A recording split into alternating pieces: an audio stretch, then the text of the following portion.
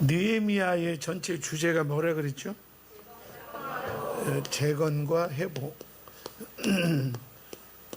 여러분 가정이 지금 2달째 넘게 석 달째 3월 달까지 느헤미야를 설교하는데 재건되고 회복되는 것 같아요?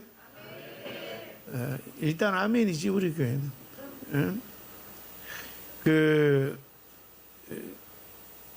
오늘 벌써 10장인데 1장에서 5장까지 이제 느헤미야가 애를 써서 6장에서 드디어 재건이 돼요. 성벽이 재건이 돼요. 아무리 사단이 방해해도 하나님의 역사는 막을 수 없습니다. 여러분 가정이 재건도 되고 회복도 돼야 돼요. 재건했다고 회복되는 게 아니더라고요. 재건 따로 회복 따로. 재건과 회복이 임할지어다. 그래서 성벽이 딱 재건됐는데 그럼 느헤미야는 내 임무를 마쳤으니까 나는 다시 수산성으로 돌아가야지. 이래서 하나냐와 이렇게 제자들을 세우고 있는데 뭔가 재건은 성벽은 재건됐는데 회복이 안 되는 거예요. 그래서 뭘 했느냐? 6장에 따라서요. 예배를 회복했어요. 다 모여라. 그래서 이제 성벽을 재건하고 예배를 이제 회복했어요. 근데 예배를 드렸는데도 뭔가가 안 해결되는 거예요. 그래서 8장에 우리 8장 무슨 사건이 있었죠? 수문학 광장에서. 그래서 예배가 회복됐는데도 뭔가가 회복이 안 돼요. 그래서 보니까 여기에 말씀이 회복돼야 된다. 말씀. 깨달음. 아멘. 그리고 어제 이제 지난주 9장에 말씀 속에서 뭘 발견했냐면 지난주 주제가 뭐였죠? 응? 아니 그러니까 뭐요? 한마디로 은혜. 하나님의 은혜. 보세요. 내가 내 인생과 우리 가정을 재건하고 회복해야겠다. 그러면 맨 처음이 예배가 회복돼야죠. 그러면 예배를 왔어. 그러면 예배 드리면서 마음이 다 회복되고 또 집안의 어려운 문제도 회복되고 하느냐? 그렇지 않더라고. 그 뭐야? 말씀이 있어야 되는 말씀이. 그리고 말씀을 들으면 또 뭐가요? 은혜가 오더라 이 말이에요. 근데 백성들은 그 은혜를 간직해요, 잊어버려요. 그러니까 하나님이 마지막에 긍휼을 베푸시고 버리지 않고 끝까지 인도하는 은혜를. 그런데 오늘 이제 느헤미야 10장인데 10장에 그 지도자들이 하나님 앞에 이상한 맹세를 해요. 그래서 지도자들이 우리가 하나님 앞에 맹세합니다. 아니 이렇게 예배가 회복되고 말씀이 회복되고 은혜가 회복됐으면 다 회복된 거 아니에요? 근데 10장에서 이스라엘 백성들이 또 다른 서원을 해요. 우리가 이렇게 하겠습니다. 우리 9장 38절 9장 38절 시작. 우리가 이 모든 일로 말미암아 이제 견고한 언약을 세워 기록하고 우리의 방백들과 레위 사람들과 제사장들이 다 임봉하나이다 하였느니라. 아멘. 아니 예배가 회복되고 말씀이 회복되고 하나님의 은혜가 회복됐는데도 그 10장 9장 38절에 우리가 다시 한번 하나님 앞에 맹세합니다 하고 도장을 찍고 이제 임봉을 해요.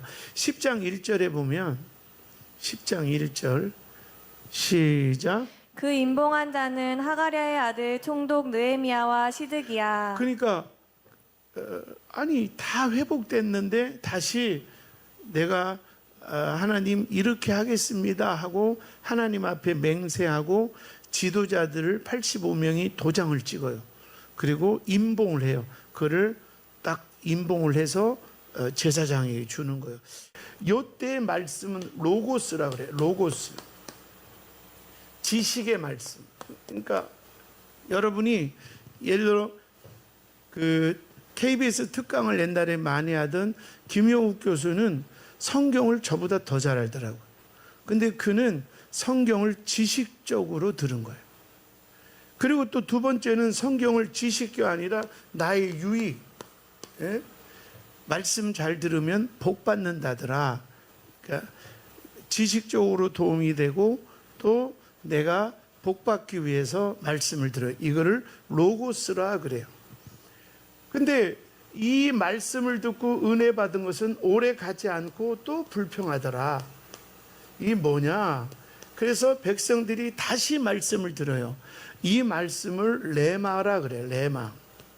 다시 말하면 우리가 지식적으로 뭔가를 깨닫기 위해서 듣는 말씀이 아니고 또 복받기 위해서 내게 유익이 되니까 주일날 와서 듣는 말씀이 아니고 나를 저주에서 지옥에서 건져주신 하나님의 말씀을 지키기 위해 듣는 거예요. 크게 아멘. 지키기 위해서. 지키기 위해서. 그런데 이 말씀은 지식적으로 듣는 말씀, 또 뭔가 내 욕심을 채우기 위해서 듣는 말씀은 지켜지지가 않아요.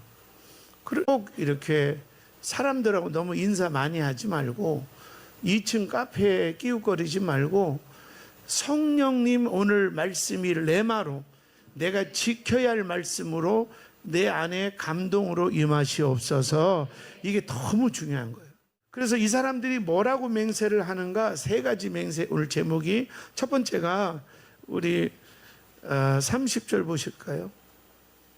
내가 이방인과 결혼하지 않겠습니다. 이런 약속이에요. 시작. 우리의 딸들을 이 땅 백성에게 주지 아니하고 우리의 아들들을 위하여 그들의 딸들을 데려오지 아니하며. 아멘. 크게 아멘 합시다.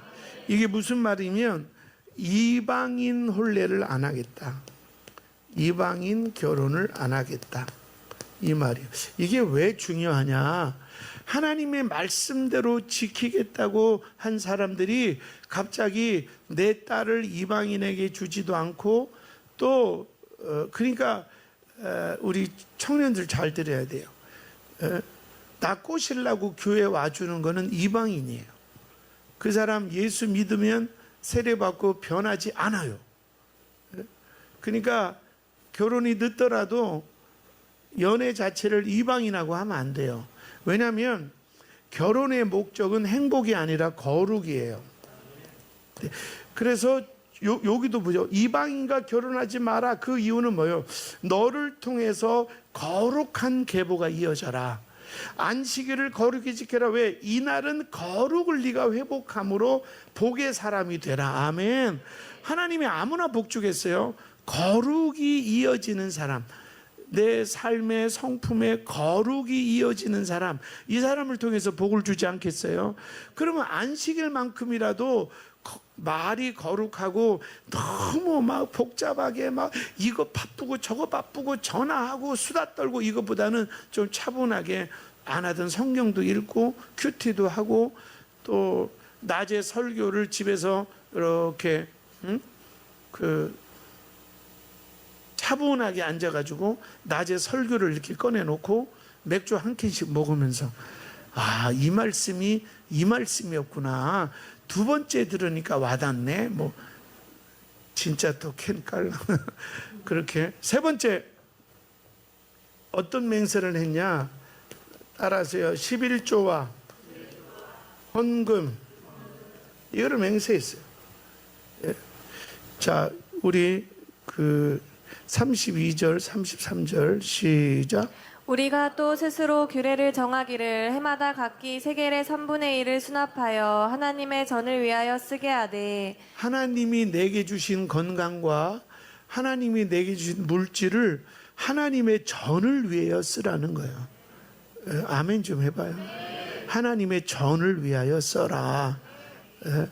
그러니까 우리는 자녀를 위해서라면 뭐 학원비 30만 원도 아깝지 않아요. 근데 하나님 앞에는 3만 원도 아까워요. 근데 이게 진짜로 하나님을 안 만나서 그래요. 30만 원짜리 학원 가서 앉아 있다고 인생이 달라져요?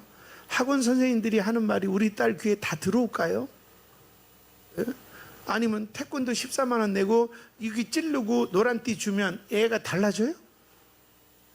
그러니까 그게 나쁘다는 게 아니라 엄마들이 너무 무책임하다는 거죠. 그냥 돈으로 원하는 핸드폰 사주고 돈으로 학원 보내면 저절로 클 줄 알아요. 이게 무슨 콩나무 시루요? 저절로 크게? 학원을 보내지 말라는 것이 아니라 진짜 교육은 이 아이가 예배로 커야 되는데, 그러기 위해서는 엄마가 거룩함을 유지해야 돼요. 왜 11조와 헌금이 중요하냐? 하나님이 그지라서 돈 바쳐라 이러나, 그게 아니라 너의 삶의 중심이 돈이 아니고 하나님 거룩이다. 내 삶의 목적이 돈이 아니고 하나님이다. 이 11조는 하나님을 향한 우리의 거룩을 보여달라는 거예요. 38절에 보면 시작. 레위 사람들이 11조를 받을 때에는 아론의 자손 제사장 한 사람이 함께 있을 것이요. 또 37절에도 시작. 또 처음 익은 미래 미래 가루와 가루와 거제물과 각종 과목의 열매와 새 포도주와 기름을 제사장들에게로 가져다가 우리 하나님의 전에 여러 방에 두고 또 우리 산물의 11조를 레위 예. 사람들에게 주리라 하였나니. 이 백성들이 진짜 말씀을 들으니까 하나님이 너 11조 안 내면 너 가만 안 둬, 이런 하나님 아니에요. 그런데 스스로 맹세하는 거예요. 내가 돈에 너무 끌려가지 않고 거룩을, 돈 앞에서도 내가 이방 멋있고 능력 있는 남자 앞에서도, 예쁜 여자 앞에서도, 그리고 주일날 내 마음 알아주는 언니랑 카페에서 수다 떠는 것보다도 내가 거룩을 지킨다는 거예요. 거룩. 하나님의 말씀이 내게 임하면 거룩을 지킨다는 거예요. 이렇게 거룩을 지킬 때 하나님이 11조에 복을 주시는 거지, 11조가 거룩하지 않고 이거 내면 하나님이 30배 복 준대, 무슨 뻥튀기 투자하듯이 11조 하는 건 하나님 받지도 않아요. 하나님 그지예요. 그게 아니라 내가 돈이 목적이 아니라, 그리고 돈으로 우리 아이를 키우는 것이 아니라 나의 거룩입니다. 물질에 마음을 두지 않고 나는 하나님을 향하여 마음을 두는 거룩입니다. 그럴 때 그 거룩이 복을 만드는 거예요. 정말 여러분이 성령의 인도하심으로 말씀이 들리기 시작하고, 그 말씀이 그냥 지식적으로 끄덕끄덕이 아니라 내가 지켜야 할 말씀, 레마의 말씀. 그러면 그 말씀이 들어왔다는 걸 어떻게 알 수 있느냐? 수다 떠는 친구가 절교가 돼야 돼요. 주일날 자꾸 연락 오는 사람과 절교가 돼야 돼요. 그러면 내가 성령의 인도함을 받고 있는 거예요. 이런 은혜가 있기를 축원합니다. 여러분 분별 안 되세요?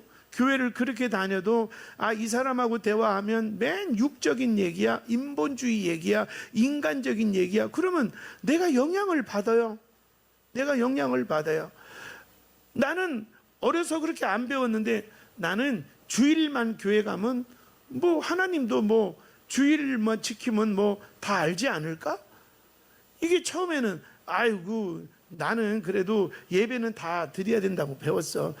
뭐 그거 다 드리면 좋겠지만 나는 주일만 드려도 된다고 생각해.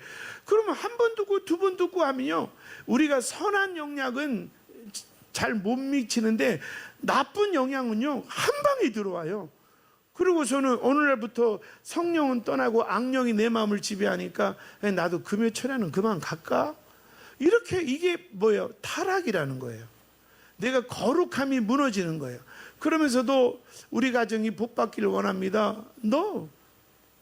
여러분 분별을 좀 하시기를 주의 이름으로 축원합니다. 오늘 이상하게 내가 말이 많네. 응? 성령이 하시는 거예요. 자, 결론 내줄게요.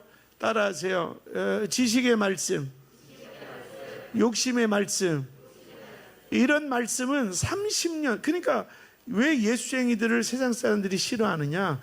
교회 다닌 사람들에 대해서 긍정평가가 어떻게 생각하냐? 그러니까 74%가 안 믿는데요.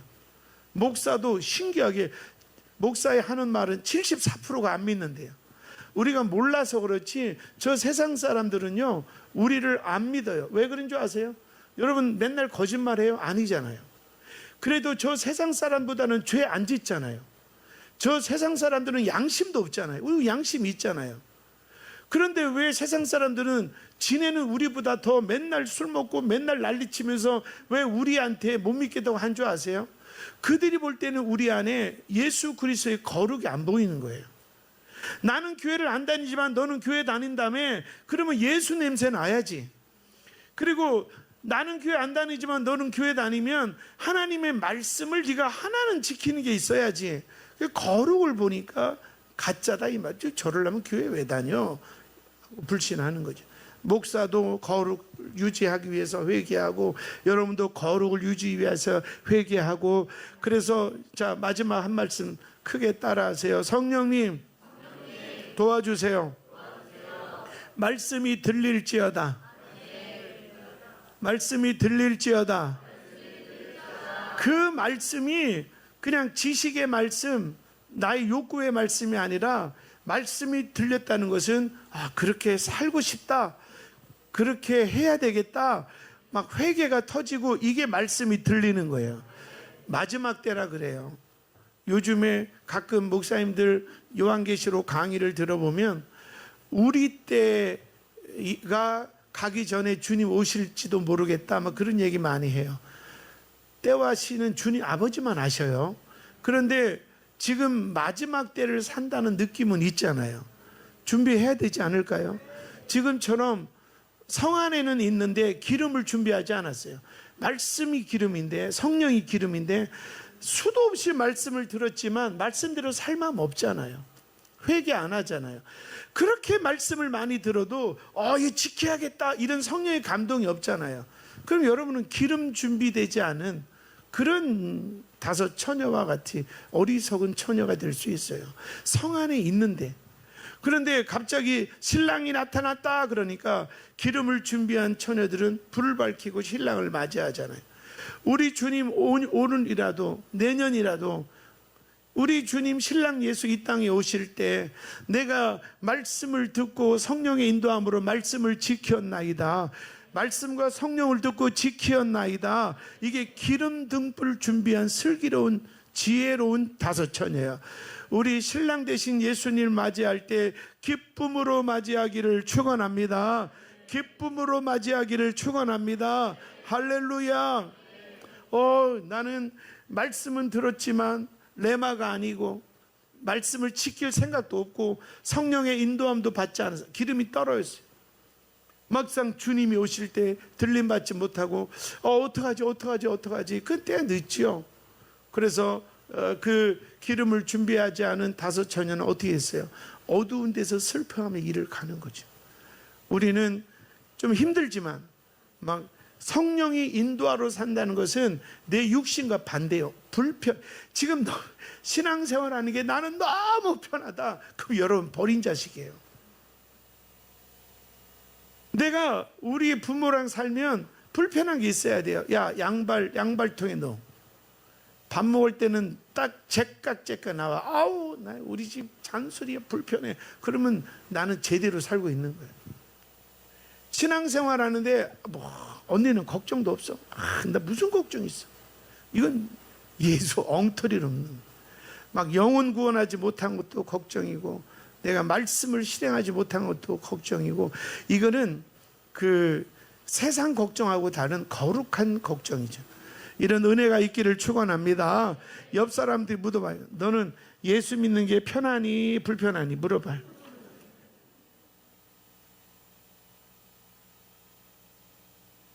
크게 아멘. 그런데 두 분 다 안수 집사님인데, 우리 교회 길목사님하고 신앙생활 하니까 힘든 게 한두 가지가 아니요. 뭐 청소도 해야 되고 막 뭐도 해야 되고 이러면 좋은 교회, 살아있는 교회, 진짜 교회를 다니시는 거예요. 어떤 분은 이걸 우리 교회는 나오든 말든 시비 거는 사람도 없고 11조를 하든 말든 아무 말도 안 하고 주보에다가 11조 한 사람 아는 사람 쓰지도 않고 놀라 해다가 지옥 가서 뜨거 이렇게 하는 거예요. 불편한 게 정상이에요. 예수님은 우리를 구원할 때 편하게 구원했어요? 불편하게 구원했어요? 병을 고칠 때 눈을 떠라 그러면 되시는 주님이 굳이 불편하게 못에 박혔어요. 왜? 진리로 가는 길은 좁은 문이니까. 불편하게 예수 믿으세요? 주일도 불편하게 지키세요? 왜 저녁 예배들을 안 오실까요? 좀 불편해야 되지 않을까요? 나는 여러분을 불편하게 해야 능력 있는 목사고, 여러분 비유 맞추면 같이 지옥 가면 안 되니까.